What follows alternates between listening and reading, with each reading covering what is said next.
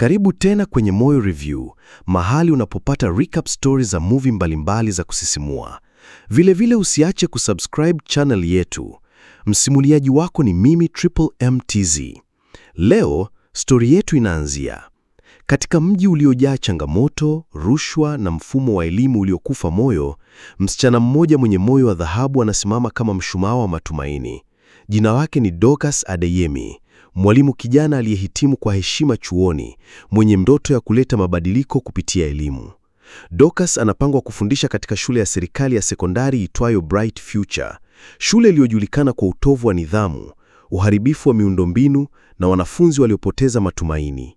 Wazazi wengi waliacha shule hiyo, wakiamini hakuna kinachoweza kutokea hapo. Siku ya kwanza ya Dorcas kufika shuleni, anakutana na mazingira ya kutisha.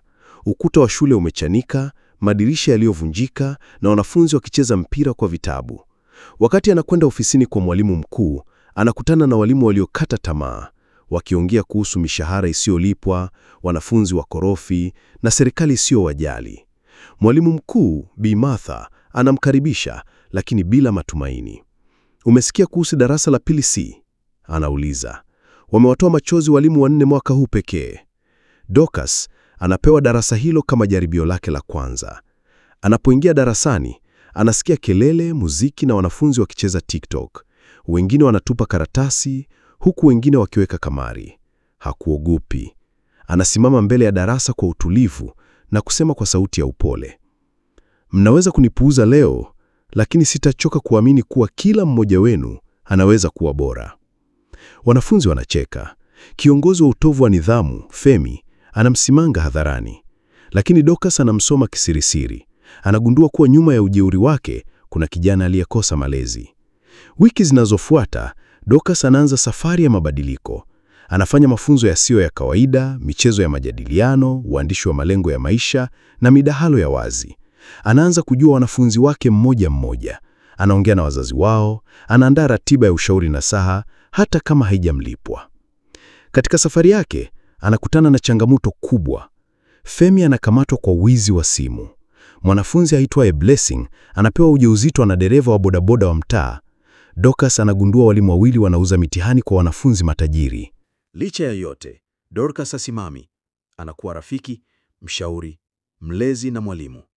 Hatimaye, wanafunzi wachache wanaanza kubadilika. Femi anaanza kukaa darasani hadi mwisho wa kipindi. Blessing anakuja kumweleza ukweli kuhusu ujauzito wake. Dorcas anamsaidia kuendelea na masomo kupitia mpango wa wanafunzi wajawazito. Siku moja, mwalimu wenza, Mr. Kayode, anapeleka ripoti kwa bodi ya elimu akidai Dorcas anahusiana kimapenzi na Femi. Tuhuma hizo zinamporomoshea heshima. Anafungiwa kazi kwa muda, huku uchunguzi ukifanyika. Lakini wanafunzi wanagoma. Wanasimama pamoja, wanapeleka barua zaidi ya 50 kwa bodi, wakitaka Dorcas arudishwe. Bodi inatuma wachunguzi. Wanakuta kuwa Dorcas ndiye mwalimu pekee aliyeleta ufaulu kwa zaidi ya wanafunzi 30 waliofeli mara 4 mfululizo. Anarudishwa kazini kwa heshima. Shule inapewa misaada na mpango wa serikali wa Teacher Excellence. Mwaka unapoisha, wanafunzi wa kidato cha pili C wanashinda mashindano ya kitaifa ya insha. Femi anakuwa mmoja wa wanafunzi wa kwanza wa shule hiyo kupata ufadhili wa kwenda kusoma masuala ya elimu ya jamii.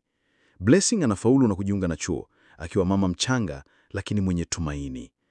Katika tukio la mwisho, Dorcas anatoa hotuba ya kuaga mwaka wa masomo. Anaanza kwa kusema, "Nilipofika hapa, kila mtu alisema hakuna kinachoweza kutokea. Leo najua, mwanzo mpya huanza pale ambapo mtu mmoja tu anaamua kuamini." Kamera inatoka nje ya shule.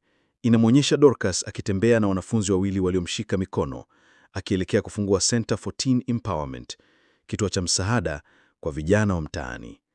Hatimaye, ndoto yake inakuwa zaidi ya kazi, inakuwa mwito wa maisha.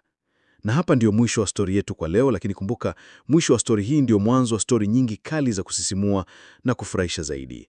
Usisahau kusubscribe channel yetu, pia turn on notifications, kukugusa alama ya kengele upande wa kulia ili uwe wa kwanza kupata video zetu.